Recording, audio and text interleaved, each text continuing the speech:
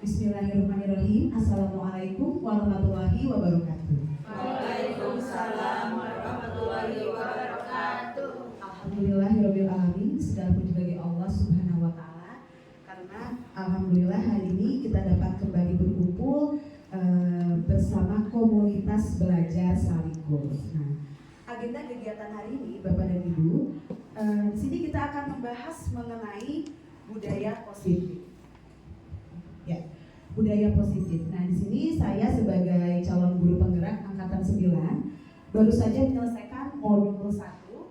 Di antaranya adalah materi mengenai budaya positif ini. Yang saya yakin sebetulnya ini sudah kita sama-sama pelajari mengenai budaya positif dan mudah-mudahan juga sudah diterapkan di SMP 21 serta materi ini pun ada di platform Merdeka Mengajar. Jadi sebetulnya Bapak dan Ibu bisa mempelajari materi ini secara mandiri, dan hari ini kita akan berdiskusi ya mengenai budaya positif, penerapan budaya positif di sekolah kita. Apa sih budaya positif itu? Kemudian bagaimana penerapannya dan bagaimana dampak untuk peserta didik. Karena sejatinya kita sebagai guru melayani peserta didik itu harus ya dengan maksimal, dengan optimal begitu. Ya, supaya kita selalu semangat ya, selalu semangat pagi Bapak dan Ibu, saya mohon untuk berdiri dulu ya. Kita semangat dulu hari ini, mengisi semangat. Nah, ya. Bapak dan Ibu kami berdiri. Karena ada pacar saya yang mau nyanyi dulu gitu ya. Nanti Bapak Ibu yang jogetnya gitu ya. Tangan di atas. Kita mulai ya Bapak Ibu ya.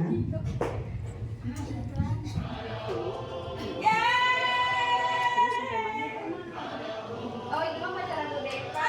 Ini ya pacarnya Bu Deva. Iya. Terima kasih. Michael Jackson ya?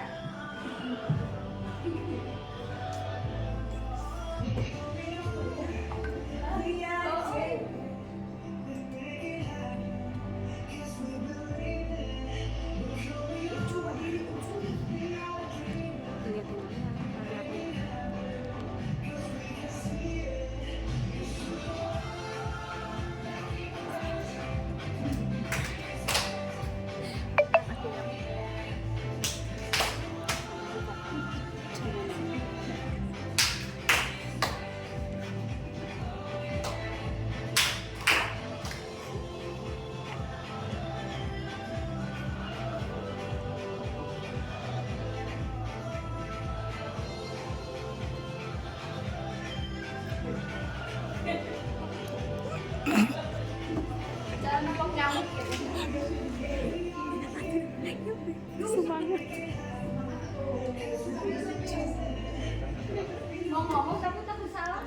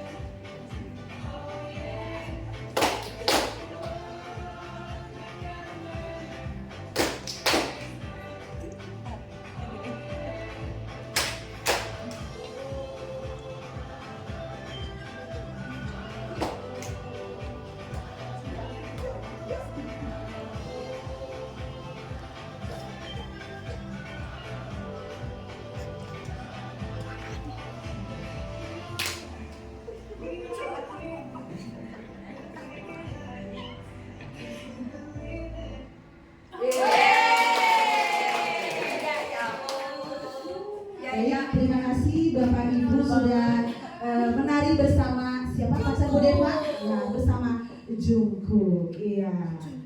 We are a dreamer, itu kata Jungkook ya.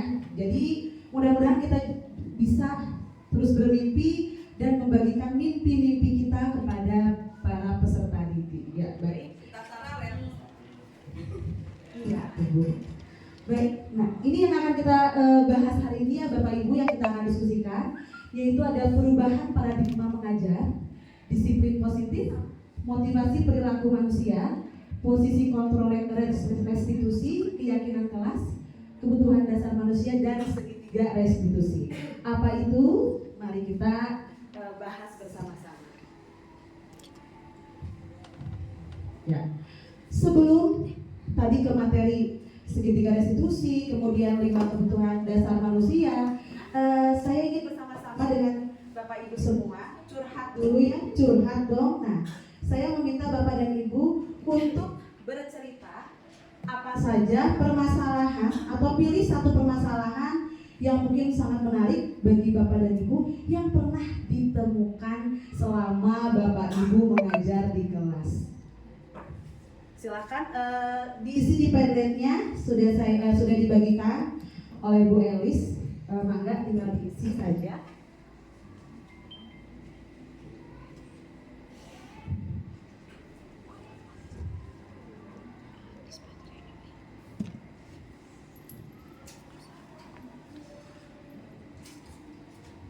Ya. 1 menit cukup seperti Bapak Ibu ya.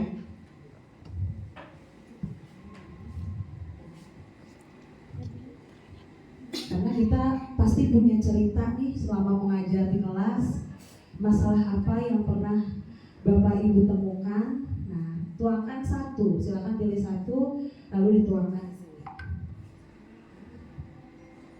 Subjeknya diisi nama apa? Diisi apa? Mau pakai nama boleh, pakai identitas. Tidak konsentrasi apa nih? Siapa yang sudah mengisi tidak konsentrasi? Yang tidak konsentrasi muridnya, tentu ya. Murid mungkin tidak konsentrasi saat belajar. Susah menyelesaikan tugas tepat waktu. Ini mungkin berlaku untuk semua ya. Harus dikejar-kejar dulu baru. Mengerjakan tugas lain saat apa ini? Mengerjakan tugas lain saat pelajarannya malah mengerjakan tugas lain. Nah, iya berarti belum menuntaskan pelajaran yang lain. Nah, dikerjakannya di pelajaran berikutnya ya. Murid tidak belajar, ada di kelas hanya ada raganya saja, tapi pikirannya kemana-mana ya. Banyak mengeluh. Siapa yang banyak mengeluh?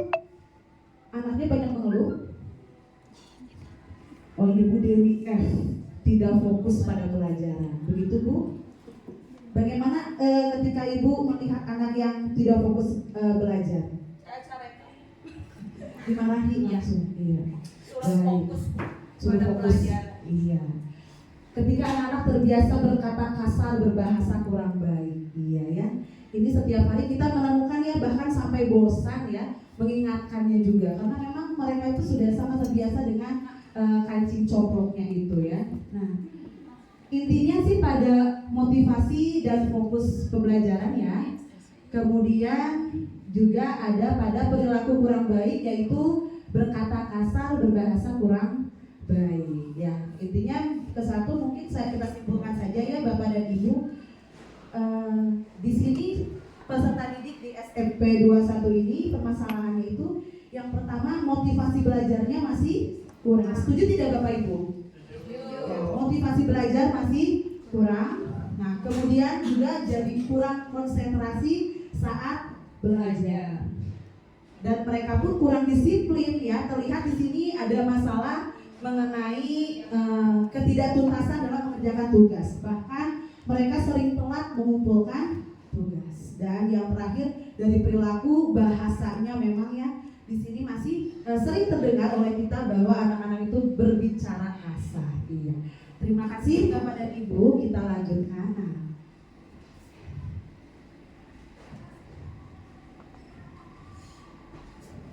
Ya, penerapan budaya positif ini untuk menjawab ya, untuk menjawab masalah-masalah yang ditemukan oleh kita sehari-hari. Jadi tadi dari masalah-masalah yang sudah disampaikan oleh Bapak dan Ibu, mudah-mudahan ya kita sama-sama mendapatkan solusinya dan nanti bisa diterapkan sehingga perilaku dari peserta didik juga lambat laun akan berubah menjadi lebih baik tentunya ya.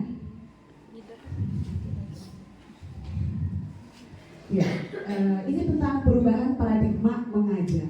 Nah, tadi ya ketika kita menemukan permasalahan yang sudah disampaikan tadi, tadi menurut Bu Deva katanya langsung marah ya, meminta siswa untuk kembali fokus belajar. Ya, saya juga pasti sama seperti itu ya, ingin kesal, inginnya marah begitu. Nah, selain itu ada lagi yang dilakukan Bapak dan Ibu ketika menemukan permasalahan itu?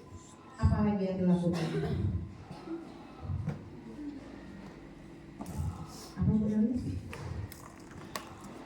Ya mengajak mengobrol dengan siswa di yang berikutnya.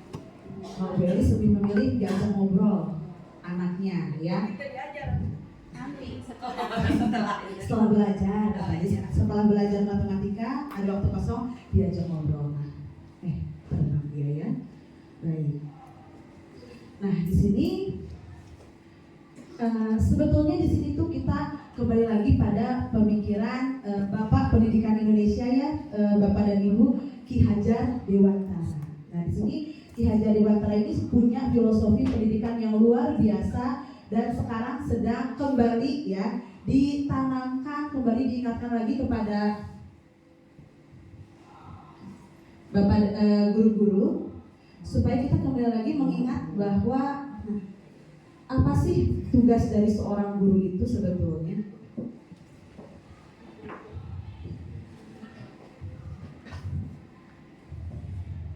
Nah, di sini selama ini guru itu mengontrol atau memaksa murid, ya. Kemudian tadi ya semua penguatan positif, efektif dan bermanfaat. Jadi ketika nanti kita bahas lagi ya maksudnya apa. Kemudian kritik membuat orang merasa bersalah dapat menguatkan karakter. Orang dewasa memilih hak untuk memaksa. Nah, sebetulnya murid kita ini, peserta didik ini sama sebetulnya ya dengan kita. Sama-sama manusia, punya keinginan, punya kebutuhan. Kita juga sudah belajar dengan Pak Sandi bahwa setiap anak itu memiliki kebutuhan khusus. Dan kita pun sebagai guru memiliki kebutuhan khusus. Setuju Bapak dan Ibu?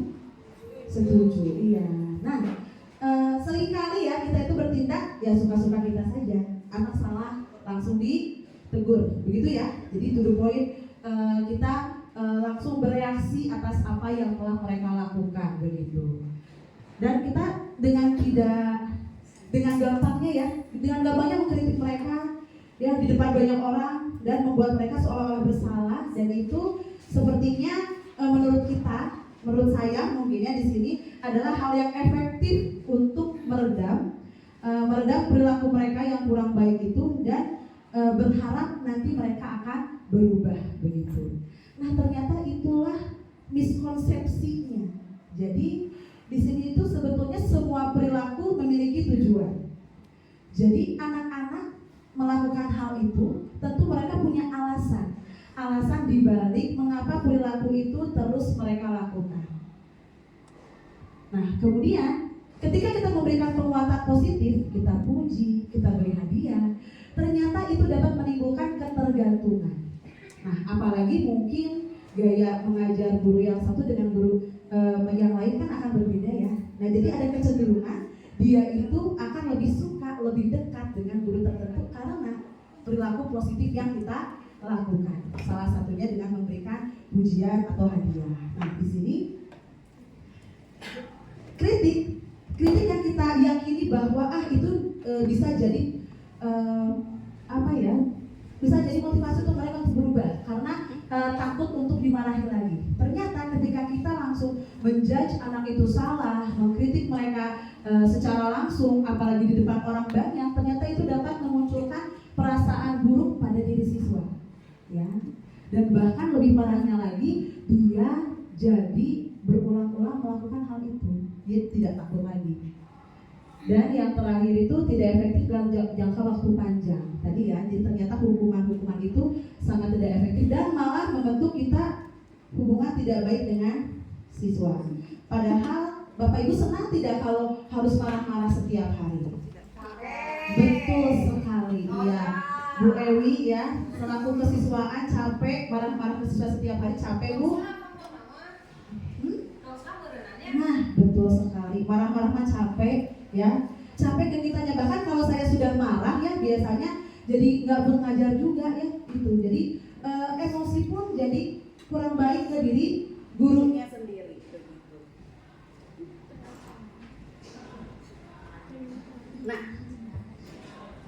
ini berdasarkan tadi ya pemahaman dari Ki Hajar Dewantara. Nah, adanya disiplin positif.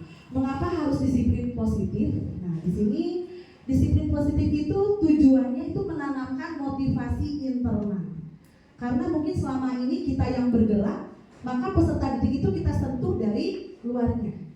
Ya, diberikan hukuman, kemudian dimarahi, itu berarti kan motivasi eksternal. Jadi dia datang ke sekolah takut dimarahi, ada perasaan takut. Nah, ketika kita sudah menanamkan disiplin positif, maka mudah-mudahan tercipta motivasi internal pada murid sehingga mereka dapat menghargai diri sendiri. Mereka memahami apa yang harus mereka lakukan, apa yang terbaik untuk diri mereka, dan mereka akan mewujudkan nilai-nilai kebaikan yang mereka percaya. Gitu.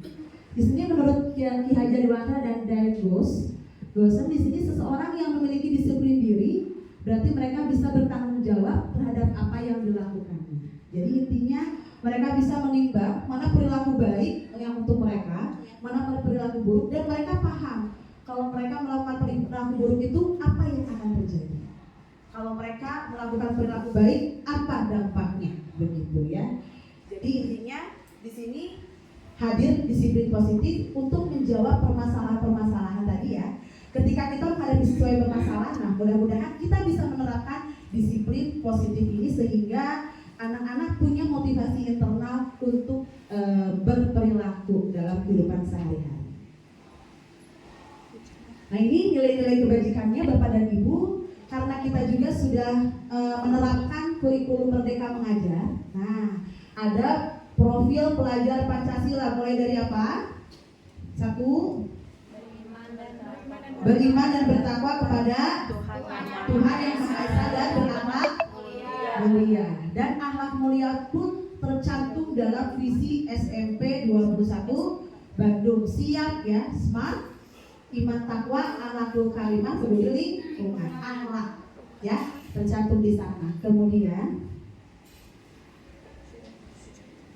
yang kedua ada kemandirian ya, ada mandiri, kemudian bernalar kritis, berkebinekaan global, gotong royong, dan kreatif. Itu yang dimiliki dan harus ditanamkan oleh kita, apalagi SMP 21 sudah menerapkan 2 tahun ya, menerapkan kurikulum Merdeka Belajar. Nah, di sini kurikulum Merdeka ini punya nilai-nilai kebajikan. Sebetulnya ada lagi yang lain ya, dari yang lain juga ada. Dan tentunya nilai-nilai kebajikan ini yang diharapkan dapat diyakini oleh murid-murid kita dan diterapkan juga diwujudkan dalam perilaku mereka sehari-hari. Nah, selanjutnya ini masih nyambung ya dengan yang tadi, dengan tadi tentang disiplin positif. Ada, jadi manusia ini, jangankan manusia, jadi kita ya, kita jangankan ke siswa kita ya. Nah kita ini pasti berperilaku ya, berbuat sesuatu itu pasti ada motivasi. Kalau tidak ada motivasi, tidak mungkin kita melakukan hal itu. Yang pertama, motivasi pertama menghindari hukuman ya. Di sini biasanya ya kita itu menghindari hukuman tuh takut, misal nih Bapak dan Ibu datang ke sekolah ya jam 7 lewat atau sebelumnya atau pas? Sebelum. Mengapa? Karena harus absensi, Absa. Karena harus? Ya. Iya, harus absensi. Jadi nah itu menghindari hukuman. Karena kalau tidak atau kalau datangnya telat nanti akan dipotong. Nah itu menghindari hukuman ya. Jadi jangankan ke siswa dulu, kita pun sama. Ada motivasi perilakunya. Kemudian yang kedua, mendapatkan penghargaan. Bapak Ibu senang tidak dipuji? Siapa yang tidak senang dipuji ya? Melakukan hal yang baik kemudian dipuji. Nah itu pun menjadi salah satu motivasi kita dalam bersikap. Dan yang terakhir, menjadi orang yang mereka inginkan dan menghargai diri sendiri. Yang mana yang paling baik? Yang terakhir puasa. Kalau yang pertama menghindari hukuman, jelas ya. Jadi kita itu hanya menghindari hukuman saja. Mungkin anak-anak juga ada di sekolah tadi, karena dia tidak mau sekolah tapi terpaksa datang supaya terhindar dari hukuman. Di kelas ada motivasi belajar tidak? Tentu tidak, karena tujuannya supaya tidak dimarahi mama untuk ke sekolah misalnya begitu. Nah ini lebih baik lagi mendapatkan penghargaan. Tapi apakah selamanya kita akan mendapatkan penghargaan? Nah, ketika kita tidak mendapatkan pujian, kita tidak mendapatkan penghargaan, bagaimana motivasi perilakunya? Menurun atau lebih baik? Menurun, karena kita tujuan itu hanya ingin mendapatkan hadiah dan pujian saja, begitu. Nah, yang terakhir mudah-mudahan ini juga yang menjadi motivasi Bapak dan Ibu ya berada di SMP 21, yaitu menjadi orang yang mereka inginkan dan menghargai diri sendiri. Intinya semua motivasi itu karena kita memiliki disiplin positif ya, dan motivasinya datang dari diri sendiri. Sudah sadar akan tanggung jawab, sadar akan disiplin, maka insya Allah yang ketiga ini akan bisa diterapkan. Nah, inilah ya perbedaan hukuman dan penghargaan. Bapak Ibu pernah memberikan hukuman kepada siswa? Oh pernah tapi nggak sering. Biasanya hukuman apa yang diberikan? Biasanya Menulis. kalau saya hukumannya itu tidak boleh masuk ke kelas. Kalau saya begitu. Jadi kalau misalnya anak-anak datang telat, ya, saya biarkan dulu di luar. Nah, kalau saya, nah Bapak Ibu apa yang pernah dilakukan? Membersihkan WC. Membersihkan WC. Push up, Pak Indra? Tidak mengikuti pelajaran olahraga. Tidak boleh mengikuti pelajaran olahraga. Ada lagi yang lain? Kalau misalnya mendengar anak-anak, tadi kan masalahnya ada yang berbicara kasar ya. Ketika kita mendengar anak berbicara kasar, hukumannya apa biasanya? Push up, apa lagi? Ditutup pakai lakban. Ditutup pakai lakban mulutnya, bagus ya, biar gak ngomong-ngomong terus. Ada lagi?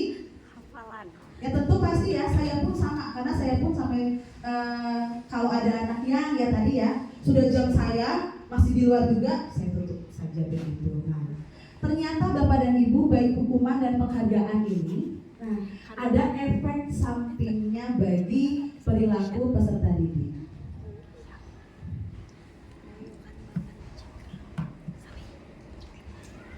Ya, pernah memberikan penghargaan?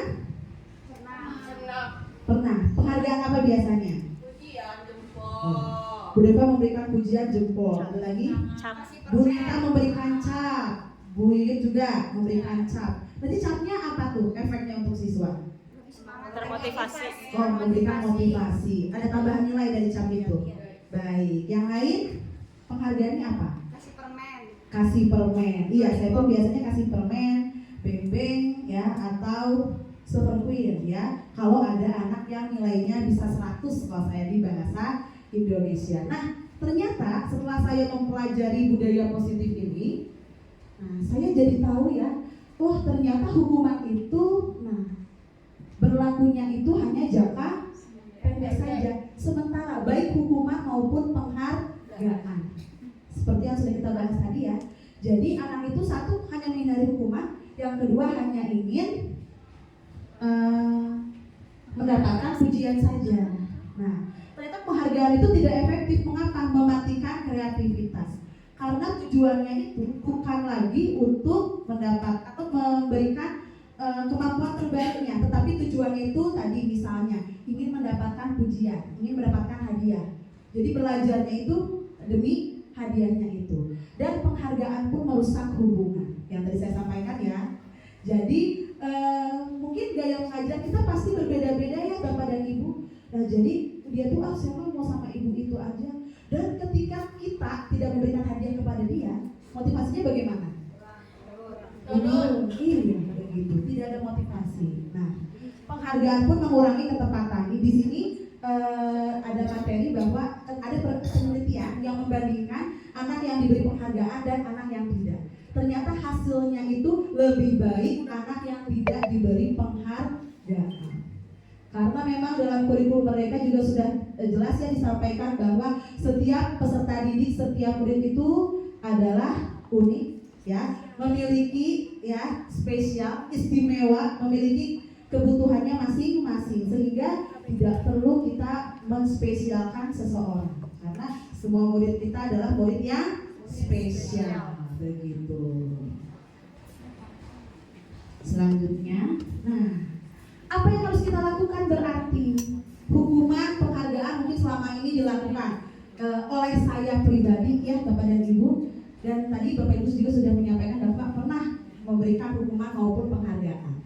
Nah, sekarang kita sama-sama belajar ya, sama-sama kita belajar bahwa ternyata inilah yang lebih efektif untuk apa? Memunculkan motivasi internal dalam diri murid, dalam diri peserta didik, yaitu restitusi ya.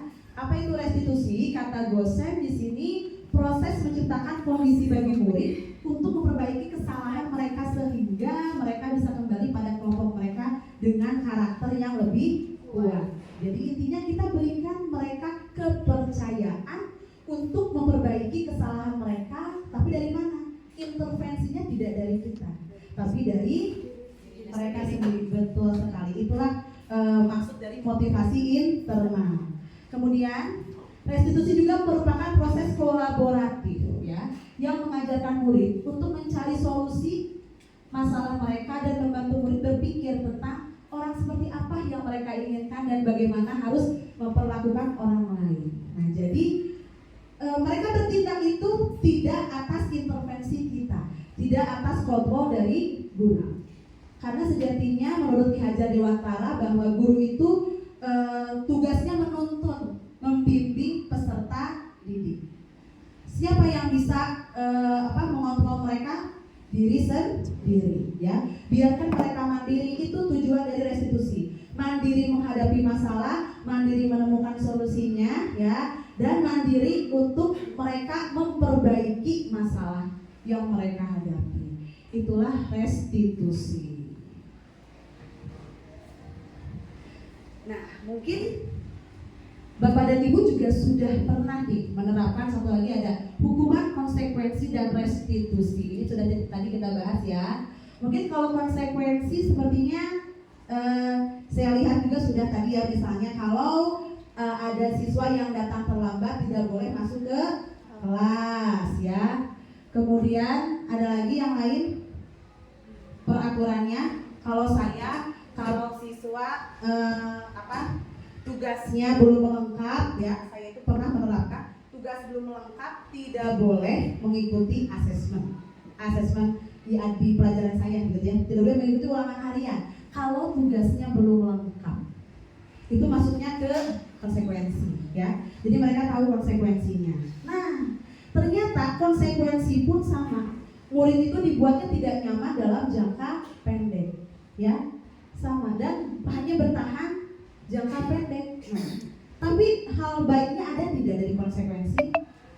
Mereka sudah mulai sebetulnya ada ya, murid akan menghormati peraturan, mengontrol siswa dengan penguatan yang positif. Itu konsekuensi ya. Tetapi kalau konsekuensi di sini harus sudah terencana dan disepakati bersama, jadi tidak dari gurunya.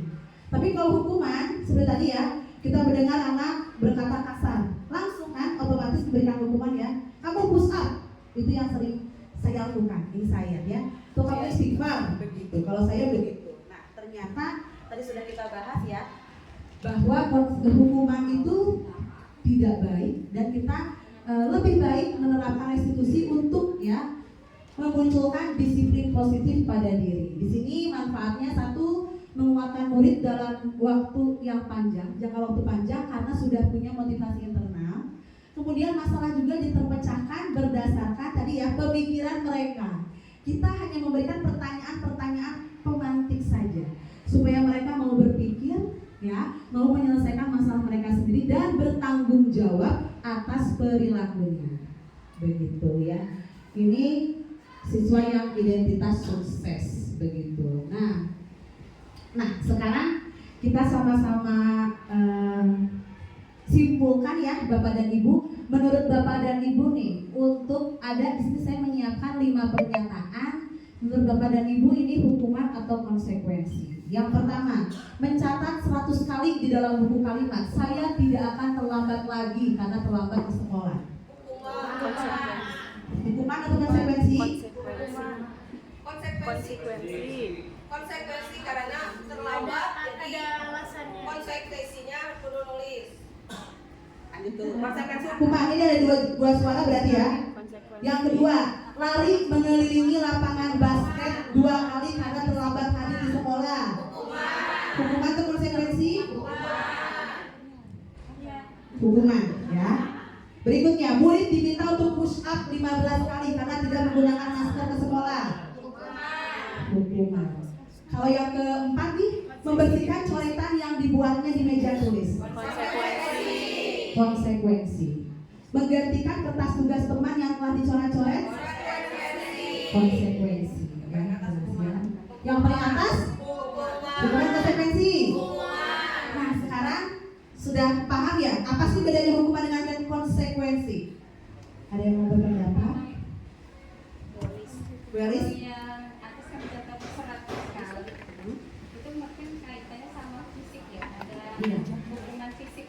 Betul sekali. Jadi apa bedanya hukuman dengan konsekuensi, Bu Elis? Lebih ke yang sifatnya fisik, kalau hukuman, kalau konsekuensi lebih ke sifatnya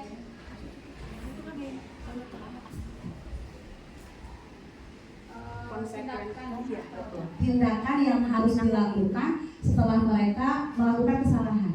Jadi sebetulnya yang paling gampang, kalau hukuman itu biasanya tidak ada hubungan dengan masalah yang anak lakukan. Ya, seperti tadi ya, anak itu terlambat, kalau mencatat tulisan aku tidak akan terlambat lagi, ada hubungannya tidak dengan tidak terlambat? Push up tidak ada, lari lapangan basket tidak ada hubungannya begitu.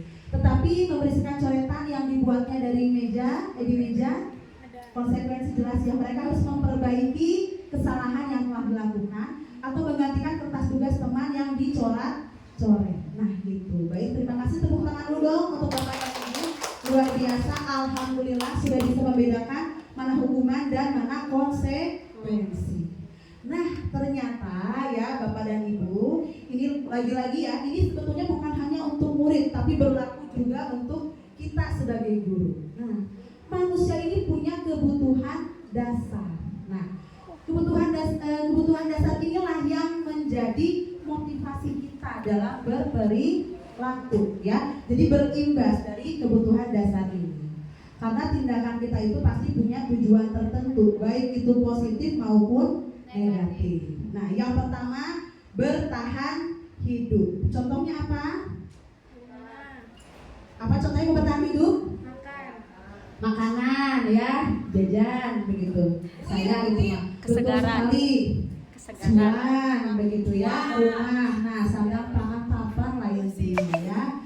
Kemudian yang kedua, kasih sayang dan rasa diterima. Iya, rasa ingin disayangi ya. Kenapa Bu Dian? Oh tidak. Nah, punya teman, betul ya, karena punya teman ini maksudnya kemana tuh? Kalau kita punya teman, berteman baik dengan siapa saja, kasih sayang dan rasa diterima, kita diterima. Iya, bestie, punya bestie menjadi bagian dari suatu kelompok itu kasih sayang dan rasa diterima. Kemudian pengakuan atas kemampuan. Nah, siapa sih yang tidak mau didengarkan, betul ya? Siapa sih yang tidak mau kan dianggap gitu keberadaannya gitu. Kemudian kebebasan. Bapak dan Ibu yakin ingin bebas ya? Betul? Bebas ya, memiliki pilihan, menyukai hal-hal yang menjadi pilihan kita dan juga tidak mudah terpengaruh alias punya pendirian ya atas pilihan kita sendiri. Jadi kita bebas memilih hal apapun. Yang terakhir, kesenangan. Kita juga dapat senang ya, mencari kesenangan. Kalau Bapak dan Ibu mencari kesenangannya lewat apa? Shopee, belanja, olahraga, kuliner. Nah, begitupun dengan peserta didik. Jadi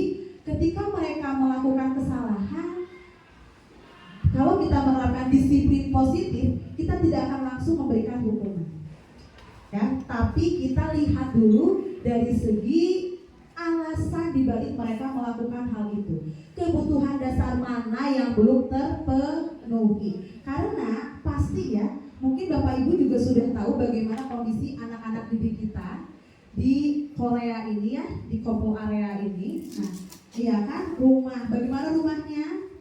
Nah, itu dia. Begitu. Kemudian rasa kasih sayang dan rasa diterima. Kebanyakan bagaimana tuh, datang dari keluarga yang bagaimana anak-anak kita itu? Iya, broken home, orang tuanya bercerai atau sibuk cari uang. Jadi kurang kasih sayang dari lingkungan keluarga. Nah, kemudian jangankan tadi ya kasih sayang saja tidak ada, bagaimana dia memiliki rasa ya, menganggap dirinya berharga pun jadi makin menurun. Mereka tidak memiliki pengakuan begitu di rumahnya. Nah, mereka mungkin bebas ya, tapi bebasnya itu bebas di mana Bu Ewi? Kebebasan Bebas lihat. Iya, bebasnya, tetapi dia tidak tahu aturan apa yang baik untuk dirinya sendiri gitu.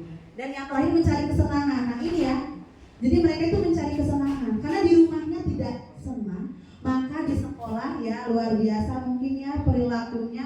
Nah ternyata ini, jadi kalau kebutuhan dasarnya tidak terpenuhi, maka berimplikasi pada pada sikap perilaku dari peserta didik. Nah ini kita harus lihat dulu bagaimana latar belakang mereka sampai bisa berlaku seperti itu.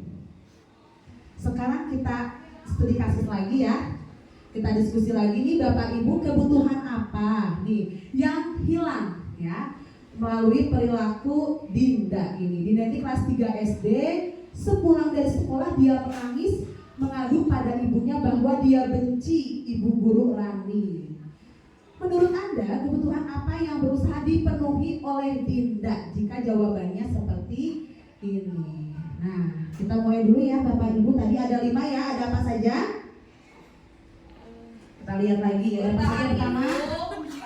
Bertahan hidup. Yang kedua, Kasih kasih sayang. sayang dan rasa diterima. Ketiga, pengakuan.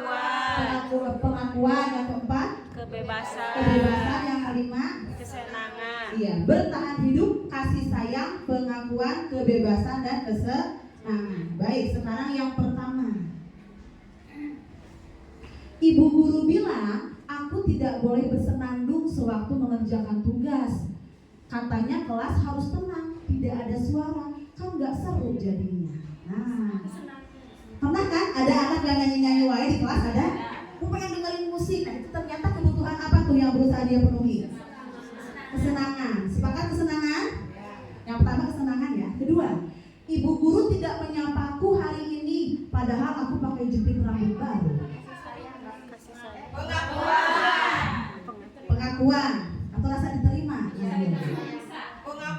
Pengakuan atau rasa diterima ya. Jadi terkadang siswa itu tadi ya cari perhatian menurut kita, padahal dia berusaha memenuhi kebutuhannya. Baik, yang ketiga, aku bosan, masa belajarnya cuma gitu-gitu aja, dengerin ibu guru aja. Nah, jadi dia bosan dengan gaya mengajar kita misalnya sama apa itu? Kebebasan. Aku sebel, gambarku tidak rapi. Bu guru malah nunjukin ke teman-temanku di depan kelas. Nah, pernah mungkin ya ada anak yang melakukan kesalahan sama kita ya, kesalahannya malah lihat tuh dibahas, jadi bahan perundungan di kelas. Jadi secara tidak langsung ternyata kita sendiri loh yang melakukan perundungan dan memberikan contoh pada anak. Nah itu yang mana tuh berarti? Bertahan hidup. Bertahan hidup. Perasaan apa? Kita lihat jawabannya ya. Harga diri. Ya, yang pertama tadi betul ya, kesenangan ya, tepuk tangan. Iya. Jadi kita mungkin sudah tahu ya kalau peserta didik itu punya gaya belajar yang berbeda. Nah ternyata Bu Guru Rani ini berarti sepertinya belum menerapkan pembelajaran berdiferensiasi ya. Jadi tidak suka kalau ada yang bernyanyi, itu kesenangan. Nah kemudian tadi betul ya, kasih sayang dan rasa diterima ya, ingin diperhatikan, ingin disayangi begitu. Itu kalau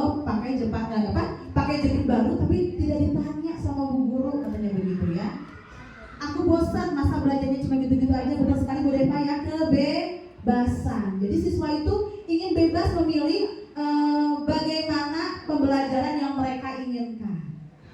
Yang ini yang terakhir penguasaan. Aku sebel gambarku tidak rapi. Ya? Yang mana? Penguasa. Yang akhir. Yang terakhir pengakuan. Iya. Lanjut. Ya, baik. Nah, di sini ada yang sudah membuat keyakinan kelas dengan anak-anaknya? Sudah. Sudah? Sudah. Oh sudah. Sudah kan awal pembelajaran. Awal pembelajaran sudah, baik, alhamdulillah ya.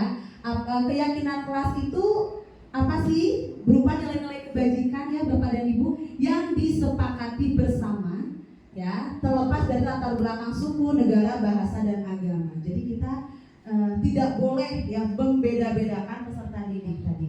Itu keyakinan kelas ya. Dan keyakinan kelas ini menurut Dave Goosen juga akan lebih memotivasi seseorang dari dalam. Jadi mudah-mudahan dengan kita menerapkan keyakinan kelas, nah, ada motivasi intrinsik dari peserta didik. Nah, kita lanjut saja dulu ya supaya lebih jelas ke contohnya.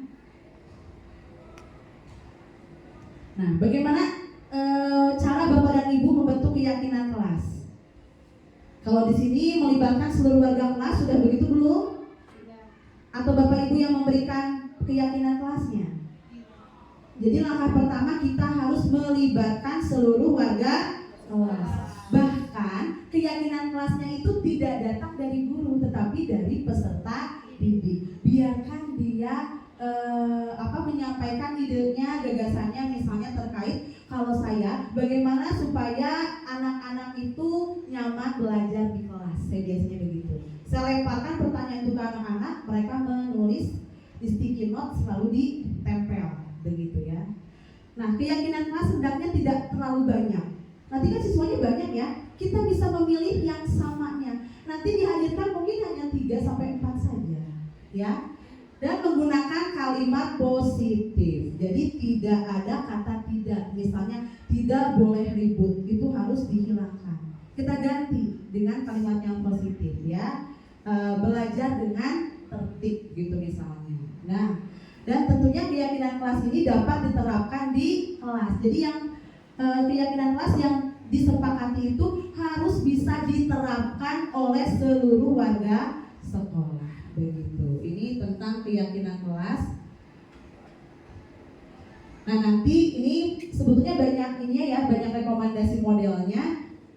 Bapak dan Ibu nanti bisa memilih mana model yang paling tepat, yang sesuai dengan cara mengajar Bapak dan Ibu juga. Nah, ini contohnya peraturan-peraturan dari peserta didik maupun keyakinan kelas. Di sini menghargai yang berbicara, belajar dengan tekun, mengerjakan tugas tepat waktu. Nah, kita ambil mana nilai-nilai kebajikan seperti yang tadi di awal. Kan banyak ya nilai kebajikan itu. Berarti nilai kebajikannya itu ada hormat, bekerja, diterima, dan dimiliki. Begitu.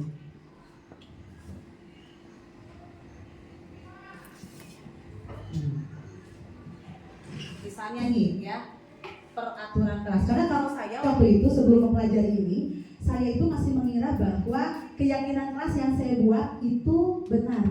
Ternyata masih masuk pada peraturan kelas. Biasanya itu yang jadi miskonsepsi lagi ya. Nah, di situ. Ini ada membuang sampah pada tempatnya, merapikan kembali mainan, atau kalau misalnya di kelas mungkin buku kalau sudah dibaca, melepaskan sepatu saat masuk kelas ya. Ada kesepakatan kelas. Tadi kesepakatan kelas itu disepakati oleh bersama ya. Hadir di sekolah tepat waktu, duduk di kursi yang disediakan, mendengarkan orang yang berbicara, angkat tangan bila berpendapat. Nah, keyakinan kelas itu intinya setiap anggota kelas perlu merasa nyaman saat belajar. Intinya kita ambil dari nilai-nilai kebajikan. Ya, nah kita lanjut lagi ke diri kita sebagai guru. Ya, tadi guru itu kalau di kurikulum Merdeka ini pembelajaran berpusat pada siswa. Sehingga guru sebagai apa Bapak dan Ibu? Fasilitator. Nah, ketika guru menjadi fasilitator, ternyata kita punya posisi kontrol.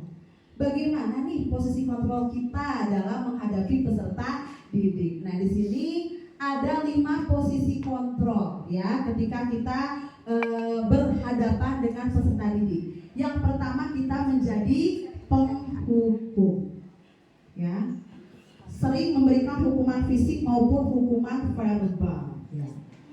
Dan yang kedua, pembuat merasa bersalah. Nah, kalau pembuat merasa bersalah memberikan hukuman tidak Bapak dan Ibu? Tidak. Dia tidak memberikan hukuman, tetapi kalau kata anak salam apa? Sudah sindir. Di kelas teh, ya, gitu. Apa itu? Oh, di SW. Bikin SW ya, kalau anak-anak begitu ya. Mudah-mudahan kita juga jangan ya, kita mah tidak ya. Jadi kalau pembuat merasa bersalah itu di sini menurut Diana Gosen ini, ya suaranya lembut, tidak marah-marah. Kan kalau marah-marah itu nada bicaranya akan tinggi ya Bapak dan Ibu. Tapi kalau pembuat merasa bersalah tidak ya. Tetapi kata-kata yang disampaikannya luar biasa ya, menyakiti. Bagaimana Bu? Pedas, iya. Lembut tapi pedas, iya. Nah, kamu tuh gimana ya? Oh kamu tuh gimana ya? Begitu Bu Elis. Terus contohnya gimana lagi? Nanti kita lihat contohnya ya. Kemudian ada teman nih. Bapak dan Ibu pernah memposisikan diri sebagai teman pada peserta didik? Sebagai bestie? Saya juga pernah ya. Bersifat persuasif pada siswa sehingga siswa nyaman. Jadi kita membuat siswa merasa nyaman bila ada di dekat kita, mau berbicara dengan kita ya. Jadi belajar pun seperti tidak ada jarak, begitu ya, sebagai teman. Ternyata sebagai teman juga masih ada hal negatifnya. Tidak salah sebetulnya, tetapi ada hal positif, ada hal negatifnya jika kita memosisikan diri sebagai teman. Nah, naik lagi nih tangganya, ada sebagai pemantau. Kita mengawasi peraturan-peraturan maupun konsekuensi yang sudah diyakini tadi. Nah, siapa yang melanggar? Nah, dicatat, ada datanya, ya, begitu. Mungkin masuk ke jurnal pengajar kita, ya. Bapak Ibu mungkin pernah ya mencatat kan? Wah, si ini nih dicatat. Itu sebagai pemantau. Dan tingkat tingginya ada level teratasnya adalah guru sebagai manajer. Iya, ya, manajer. Ya, di sini menuntut siswa bertanggung jawab, menemukan solusi mandiri, memainkan posisi posisi teman maupun pemantau. Jadi ada kalanya sebagai teman, ada kalanya sebagai pemantau. Itu kalau manajer. Yang terakhir menganalisis kebutuhan sendiri dan orang lain. Jadi sebelum kita menjudge ya, mengatakan siswa itu bersalah, kita lihat dulu alasannya apa. Itu kalau posisi kita sebagai manajer. Nah, sekarang kita studi kasus lagi sama-sama. Belum. Ini dulu Pak ya, contoh kalimatnya. Ada yang mau bacakan sebagai penghukum? Coba. Sopi bagaimana Bu Sopi kalau menghukum tuh? Patuhi aturan saya. Oh, Contohnya Bu deh, Pak Fia. Bagaimana Bu Neta? Ya, patuhi aturan saya. Betul. Salah saya apa itu tuh? Kamu selalu saja salah. Salah wae kamu teh. Nah, Kamu ngobrol wae. kamu teh ngobrol wae. Pusat. Wah, penghukum ya. Pernah tidak Bapak Ibu di posisi ini? Sering. Nah, iya, saya juga pernah ya. Langsung saja. Mana orang kamu teh di kamar mandi wae. Itu saya.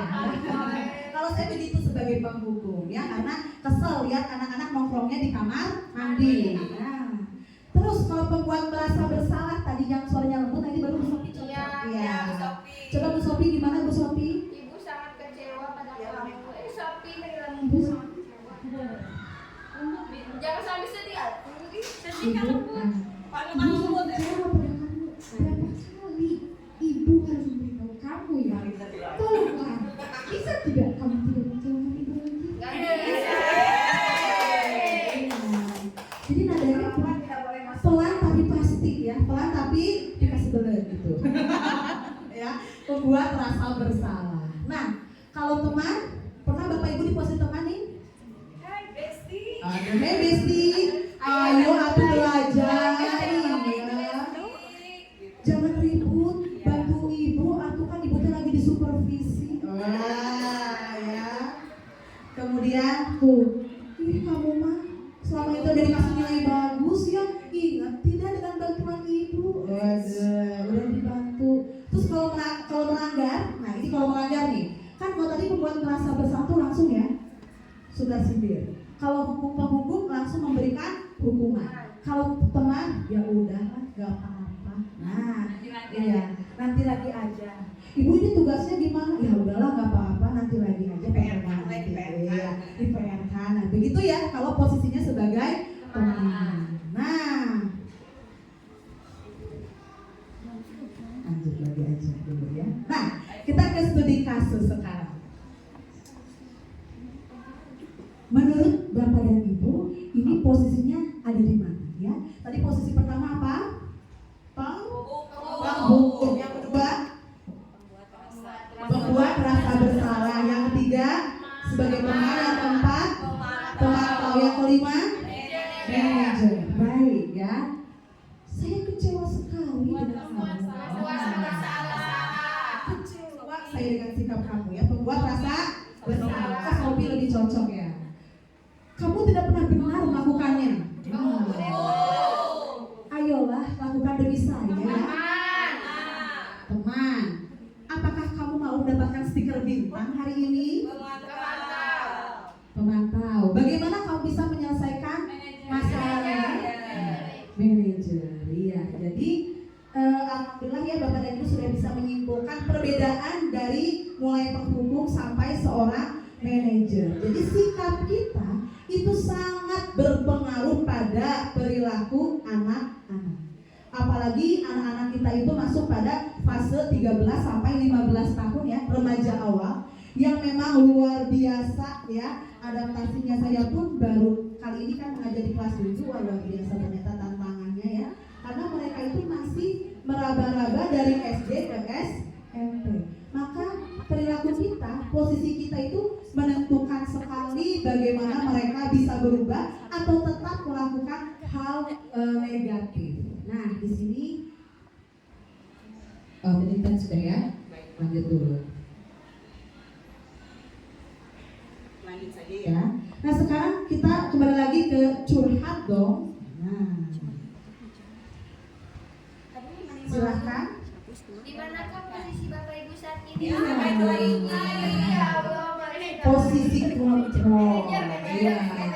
Coba sejujurnya Bapak dan Ibu ya, dari 5 posisi kontrol. Selama ini ya kita menempatkan diri kita, posisi kitanya itu di mana? Ada itu.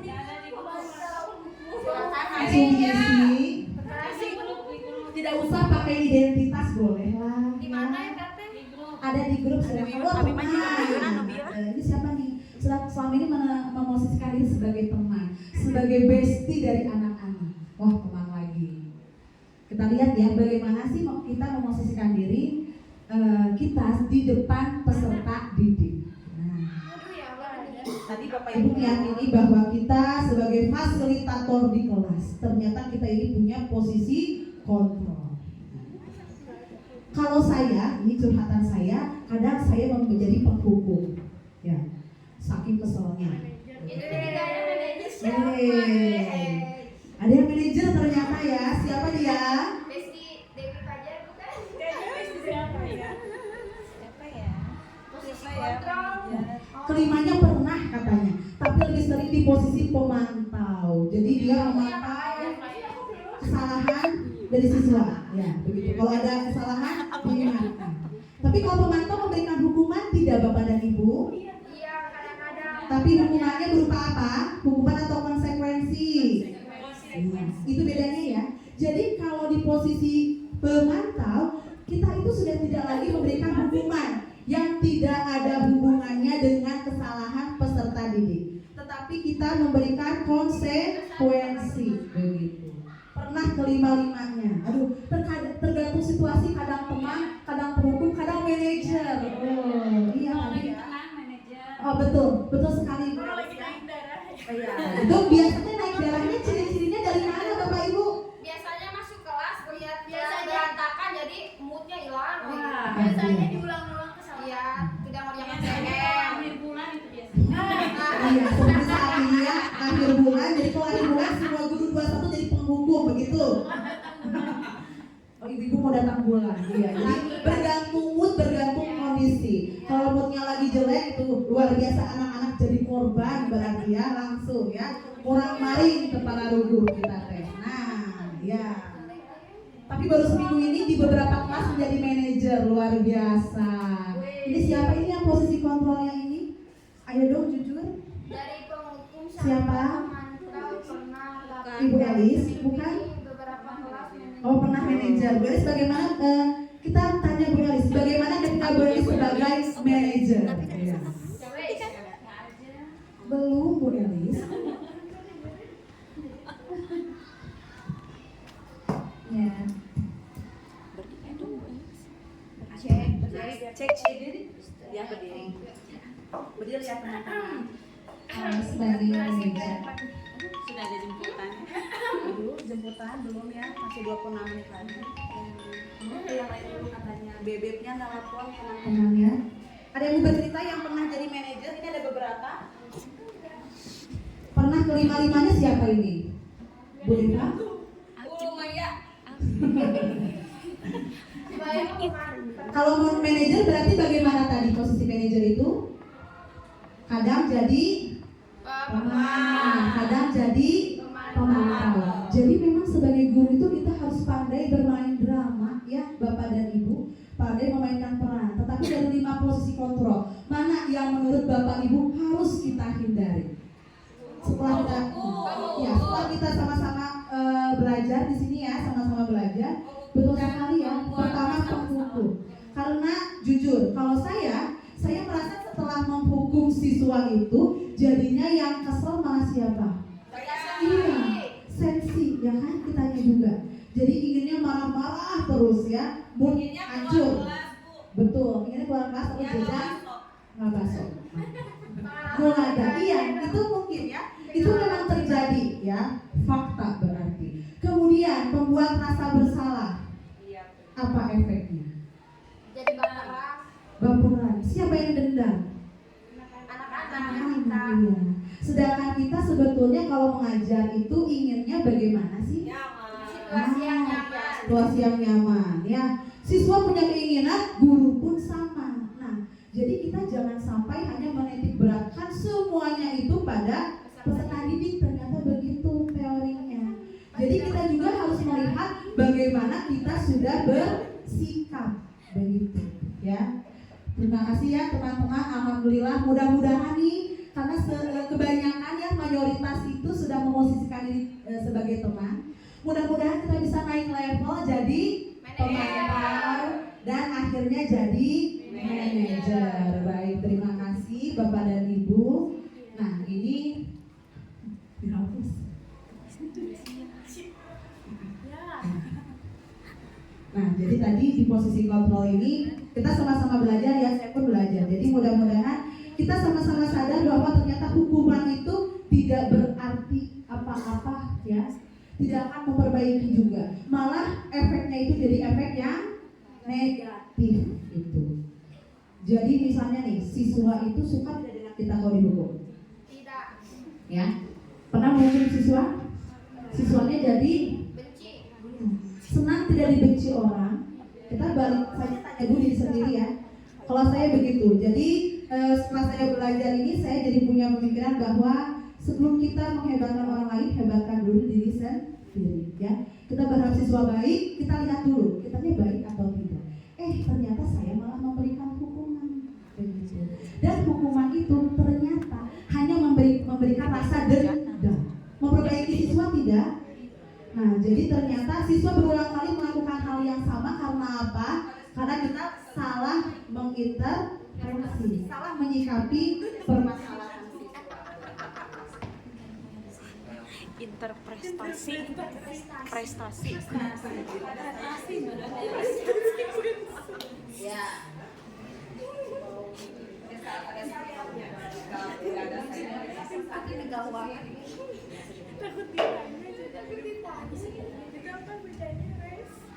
Ya.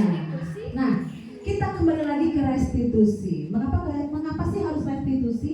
Ini harus diulang-ulang ya supaya Bapak dan Ibu tinggalkan hukuman, kita kembali ke restitusi. Ajak ngobrol siswa teh Bapak Ibu ya. Bapak Ibu senang diajak ngobrol? Senang. Nah sebetulnya dari kebutuhan dasar tadi, siswa itu sudah kurang kasih sayang loh di rumah. Datang di sekolah di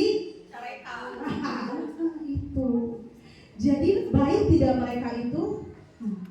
Kita coba praktikkan bagaimana restitusi ketika melihat, menemukan siswa itu dalam masalah. Nah, ya.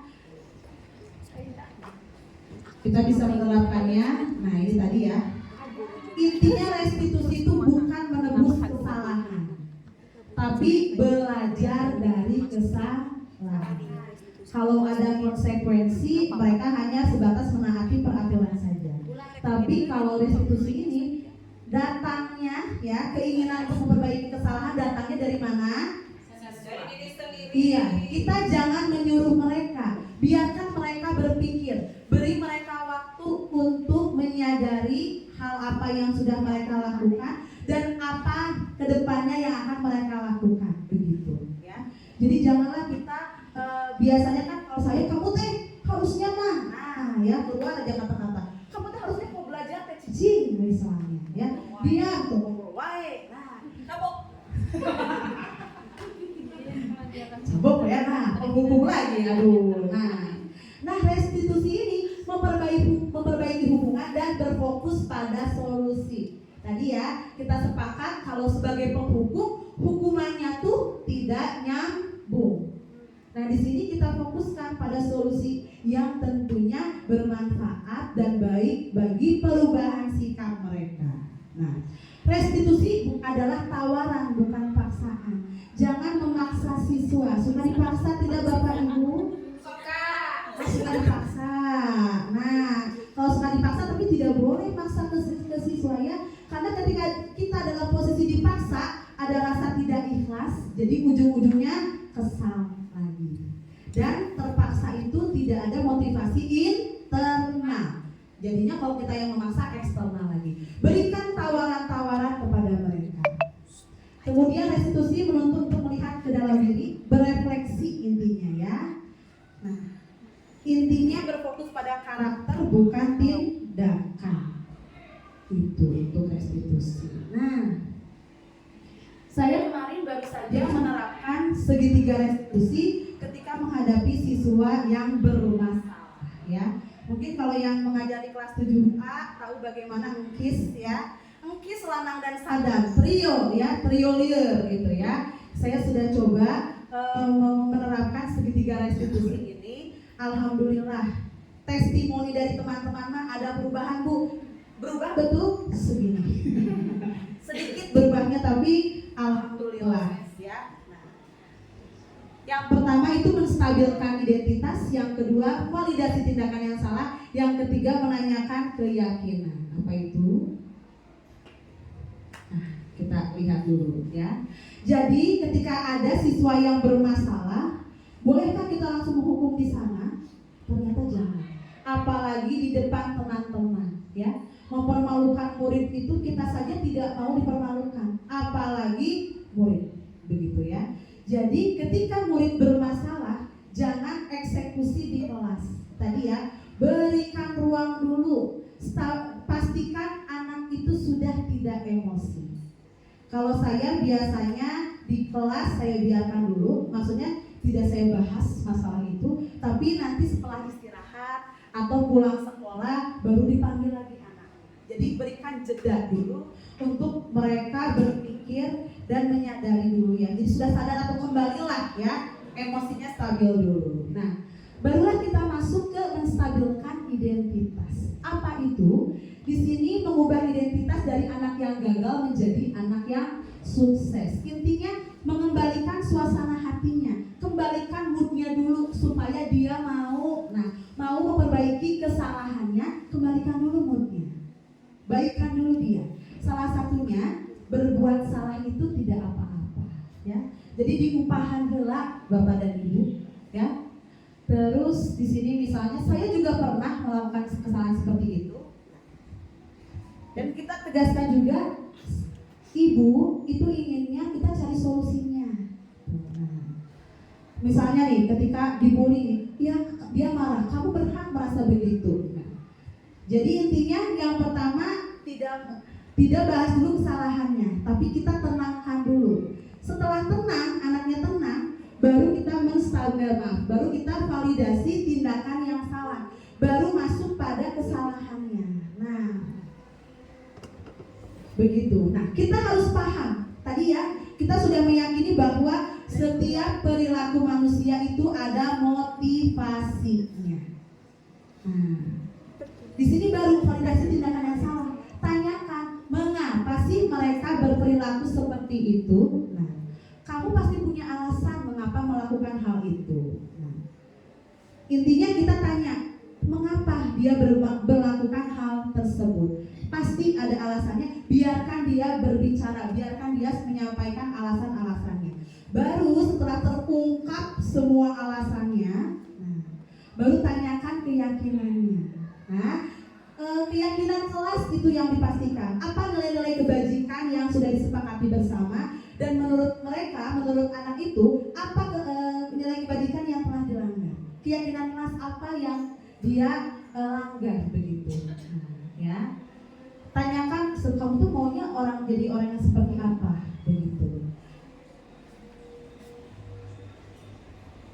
Nah, ini kasus yang sudah pernah saya tangani untuk Muhammad Rifki ya. Engkis ini luar biasa ya, ngomong terus di kelas, tipikal anaknya begitu ya, ngomong terus di kelas, suka celetuk, betul ya Bapak dan Ibu, mungkin yang sudah pernah nih.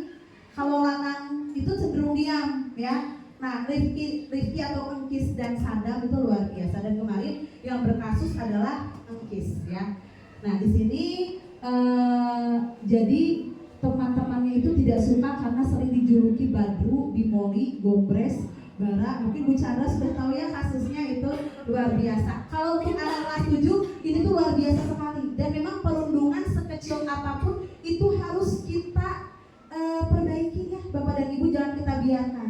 Karena perundungan tuh awalnya biasa saja, lama-lama jadi terbiasa. Jadi Engkis ini bersama dengan Lanang dan Sadam sering menyebut teman-temannya dengan julukan yang aneh-aneh. Badru itu katanya badak kerujit. Bimoli bibir monyong 5 cm, udah tahu ya. Gombres itu karena teman-temannya si cewek-ceweknya teh bawel, bacot bu, ngomong wae, cuma gitu. Karena kalau mereka berlaku salah, nah memang perempuan begitu ya. Dan yang ketiga itu tidak terima, terutama Engkis tidak terima kalau harus dinasehati begitu. Nah, di sini saya panggilnya setelah kejadiannya beres, sudah clear, baru saya panggil. Di sini baru dia menceritakan, saya tanya dulu kan, tadi ada kejadian apa? Nah, tanya dulu. Jadi tidak langsung kamu teh naon-naonan, manggil-manggil, jangan. Biarkan dia yang bicara masalahnya, jangan masalahnya itu datang dari kita. Biarkan dia ngaku sampai dia mengakui kesalahannya begitu. Nah, setelah dia mengakui, di sini dia mengakui kesalahannya, manggil teman-temannya dengan kata-kata begitu. Nah, baru sudah muncul tuh masalahnya, masuk ke menstabilkan identitas. Nah, di sini tadi setelah tahu masalahnya, baru kita masuk ke menstabilkan identitas. Jadi saya menyampaikan bahwa iya ya, semuanya bercanda.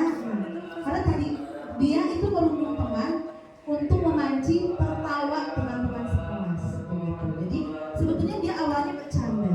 Tuh, dia mengaku iya, teman-teman kan ketawa, jadinya lucu. Jadi dia senang melihat temannya itu ditertawakan orang lain, dan senang dia jadi merasa menghibur teman-teman di kelasnya dengan memanggil sebutan-sebutan aneh begitu. Baru setelah menstabilkan identitas, dia kelihatan ya moodnya sudah baik nih. Baru validasi tindakan yang salah, tanyakan alasannya. Nah, coba kalau ada di posisi temannya yang dirundung, nah apa yang dirasakan oleh Engkis? Begitu saya tanyakan ya. Sakit hati. Ternyata dia juga setelah mengejek teman, dia tidak mau diejek, begitu dia juga. Nah, baru kita menanyakan keyakinan. Nah, jadi semua solusinya itu datang dari muridnya. Jadi di sini saya hanya bertanya, dia yang mengutarakan mulai dari masalah, kemudian alasannya, solusinya, ya, sampai tadi tadi apa yang akan dia lakukan. Nah, yang akan dia lakukan di sini dia akan berubah menjadi teman yang baik dan tidak akan mengulanginya lagi gitu. Ya. Sebaiknya memang ketika melakukan segitiga restitusi ini, nah, kita itu melakukan di tempat yang sepi, bukan sepi ya, hanya ada kita dengan anaknya saja. Tadi ya, jangan di depan orang banyak. Di sini saya meminjam mejanya Bu Chandra ya, supaya hanya ada 2 orang. Nah, terus bangkitkan suasananya juga. Tadi ya, mungkin posisi teman ini bisa main di sini. Sebagai manajer kita mainkan posisi teman supaya anak itu nyaman ketika bercerita dengan kita. Jangan kita langsung popoloto tadi. Nah, buat terus suasananya yang nyaman. Biarkan dia bercerita. Ini kurang lebih dia 10-15 menit dia cerita terus. Dan di akhir katanya, Bu senang ya ternyata bisa cerita sama ibu. Nah, senang kita bisa dipercaya oleh siswa. Kita percaya pada mereka, mereka pun akan percaya pada kita. Begitulah dari penerapan segitiga restitusi. Jadi mudah-mudahan Bapak dan Ibu juga bisa melakukan segitiga restitusi ini. Nah ya, bisa membuat aksi nyata juga untuk melengkapi PMM-nya. Jadi nanti ada sertifikat lagi. Mudah kok Bapak dan Ibu tinggal membuat video foto-foto saja dan membuat skenario-nya tadi. Begitu ya.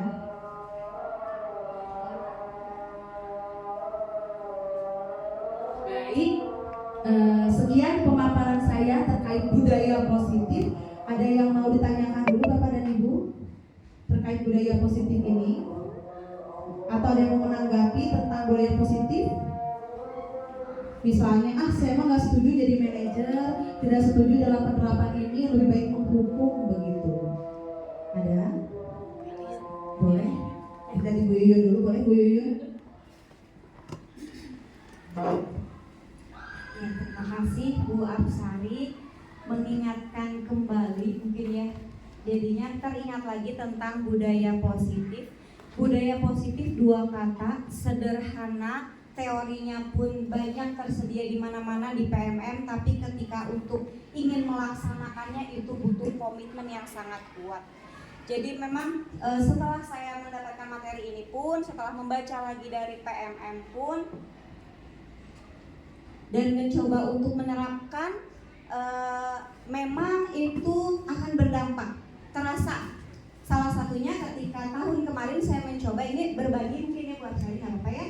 Ketika tahun kemarin saya menerapkan segitiga restitusi ini, bukan di anak yang saya ajar, bukan di anak yang saya wali kelasi, dan mungkin kebanyakan Bapak Ibu juga tahu anaknya yang memang sudah terkenal gitu ya. Ketika kita coba terapkan segitiga restitusi, disepil ya. Sebut saja Azikri. Ya, ketika itu saya coba terapkan segitiga restitusi ke Ananda tersebut gitu ya. Sempat cerita juga sama Bu Dewi waktu itu, kebetulan masih di kesiswaan di tahun kemarin itu. Dan ketika sudah sampai ke tahap kedua, itu sudah mulai muncul tetesan-tetesan air mata. Padahal selama kita ya berinteraksi, ketemu di lapangan, pembiasaan apa, ada aja sesuatu yang memang bikin apa sih gitu, selalu pengen jadi sorotan gitu. Nah mungkin kenapa dia seperti itu ya, tadi mungkin ada pemenuhan kebutuhan itu yang tidak dia rasakan di rumahnya, di lingkungannya, akhirnya di sekolah dia tunjukkannya dalam bentuk seperti itu. Akhirnya perhatiannya akhirnya teralihkan gitu dengan sikap dia seperti itu. Nah, di tahapan yang kedua sudah mulai, karena mungkin selama ini dia merasa tidak ada sisi atau sosok yang bisa mengenai gitu ya, mengena ke hatinya lah, atau misalkan menyentuh pemikirannya itu. Selama ini dia masih ya tadi bingung gitu ya, antara yang benar dan yang salah, aturan-aturan tentang itu dia tidak dapatkan. Nah kemudian saya yang bikin sesuatu itu jadi malahan malu gitu. Ternyata anak-anak, pandangan anak-anak ke kita para guru itu seperti apa ya, menganggap kita itu malaikat mungkin ya. Padahal kan kita juga sama-sama manusia, suka melakukan kesalahan juga, tapi pandangan mereka menganggap kita itu kayaknya nggak mungkin lah guru itu melakukan kesalahan, nggak mungkin guru itu berbicara kasar, nggak mungkin guru itu melakukan hal-hal yang negatif, karena memang kita citranya dibentuk seperti itu, dan kita di apa ya, tugas kita adalah menuntun tadi ya Bu Absari ya. Jadi mungkin ini reminder untuk saya juga gitu, ketika ingin menerapkan budaya positif mungkin harus dari diri kitanya sendiri dulu, yang memang merefleksi setiap apa yang terjadi dari anak, yang terjadi pada anak, baik itu di dalam kelas, di luar kelas, dalam pergaulannya, karakternya, apapun, kita juga memiliki andil, kita juga memiliki peran, atau mungkin lebih khususnya itu mah saya gitu ya. Jadi, dan apakah itu langsung berubah? Azikri langsung berubah jadi soleh? Mungkin sesekali mah dia ada perubahan, tapi ya itu tadi, kita bergempur dengan lingkungannya. Kita ibaratnya apa, kuat-kuat, kita dengan teknik tadi di segitiga restitusi, dengan lingkungan lain yang mempengaruhi anak tersebut, lebih kuat yang mana? Kalau kita mungkin satu kali melaksanakan itu, sudah ada perubahan nih sedikit, tapi karena gempuran dari teman-teman yang lebih kuat, akhirnya kembali lagi, dia belok lagi, yang mungkin tidak akan langsung terlihat perubahannya. Tapi kalau kitanya mungkin sama-sama, kita guru-guru di SMP 21 sama-sama memiliki visi yang sama, tujuan yang sama, tindakan yang sama, mudah-mudahan mungkin kita memiliki harapan anak itu bisa ya sedikit-sedikit mah kita arahkan ke yang ingin memang kita capai gitu. Jadi itu saja yang bisa saya sampaikan. Izin berbagi. Terima kasih. Wassalamualaikum warahmatullahi wabarakatuh. Untuk diri yang luar biasa, senior saya ada. Kemudian senior ya. Jadi kan Bu Yun kan guru penggerak angkatan 7. Dia tentu sudah lebih dulu melakukan. Karena kalau saya baru 2023, Bu Yun 2022 sudah menerapkan budaya positif. Ya betul sekali ya. Azikri itu mungkin karena saya tahu latar belakangnya ya, jadi kakak tirinya itu anak saya dan keluar, lalu kakaknya lagi anaknya Bu Yuyun dan keluar juga ya, Bu Yuyun sama kelas 8. Dan saya bilang ke Azikri ketika masuk ke 21, kamu harus membanggakan orang tua dengan apa? Lulus dari 21. Saya bilang ke dia, saya nggak mau kamu seperti kakak-kakak kamu membuat surat pengunduran diri. Saya hanya bilang itu karena mungkin tadi ya, memang saya juga tidak mengajar, saya juga tidak pernah berinteraksi langsung juga dengan Azikri. Jadi kalau dia bertemu dengan saya, dia baik, dia hormat sama saya. Kemudian ketika saya handle generator P5 dengan dia tidak aneh-aneh, dia sopan. Begitu. Jadi tadi ya, kita sama-sama berefleksi apa yang sudah kita lakukan untuk siswa. Janganlah kita menuntut ya. Kita itu harus menuntun, bukan menuntut siswa. Ya. Jadi tentu kalau kitanya baik, otomatis ya, insya Allah kita akan dihormati juga oleh anak-anak kita. Begitu mungkin ya. Terima kasih Bu Yun yang sudah berbagi, luar biasa. Mudah-mudahan teman-teman yang lainnya nanti ketika ada masalah, yuk ajak ngobrol. Karena siswa kita itu kebutuhan dasarnya tuh di situ sih ya. Kurang didengar, kurang disayangi. Jadi sekolahlah tempat dia mencurahkan segala isi hatinya, dan kita memang dipandang sebagai malaikat oleh mereka. Karena mereka itu bahkan tidak berani berbicara dengan orang tuanya. Bukan tidak berani, bahkan orang tuanya tidak ada waktu. Betul ya. Baik, Bu Elis ada mau menambahkan lagi? Intinya sama ya sama Bu Yun, bahwa terbesar adalah dari tauladan kita dan bagaimana kita bersikap bijak pada peserta didik. Nah, tadi sebagai manajer mungkin kita harus punya kemampuan untuk memberikan pertanyaan-pertanyaan pemantik, mengeksplor dan menjadi nyaman bagi peserta didik. Dan kita harus berproses belajar tentang itu agar kita bisa mengayomi anak didik kita, bisa menuntun anak didik kita, tidak kita meninggalkan judgement pada anak kita bahwa anak kita adalah negatif, tapi harus kita belajar dari anak bagaimana kita menuntun mereka untuk menjadi lebih baik lagi. Terima kasih Bu Elis. Ya sama ya, saya juga masih bingung. Itu tantangan untuk saya ya. Tantangan ketika menanyakan pertanyaan pemantiknya